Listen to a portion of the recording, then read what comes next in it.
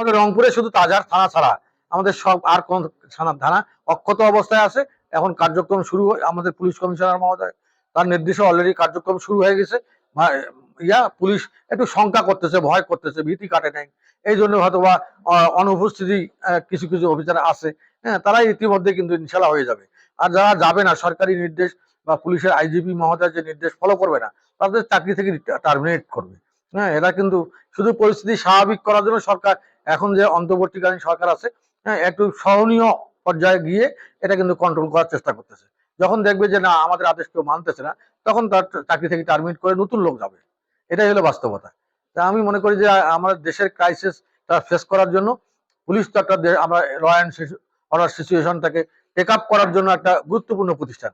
আমি অনুরোধ জানাবো সমস্ত পুলিশ কর্মকর্তাদেরকে, বিশেষ করে পুলিশ কমিশনার, ডিআইজি মহোদয় সহ যারা আছেন, তাদেরকে অতি সত্বর আমাদের পুলিশি কার্যক্রমটা চালু রাখার জন্য, করার জন্য আমি অনুরোধ জানাচ্ছি। আমরা যে কোনো সময় রংপুর সিটি কর্পোরেশন তাদের পাশে, তাদের সঙ্গে এটা থাকবে। বিগত সময় ছিল, এখনো আছি, ভবিষ্যতে থাকবো। হ্যাঁ, রংপুর একটা পিসফুল জায়গা। এই পিসফুল জায়গাটা ল অ্যান্ড অর্ডার সিচুয়েশন ভালো আছে, তারপরেও এটাকে আগের মতো করার জন্য আমাদের চেষ্টা অব্যাহত আছে।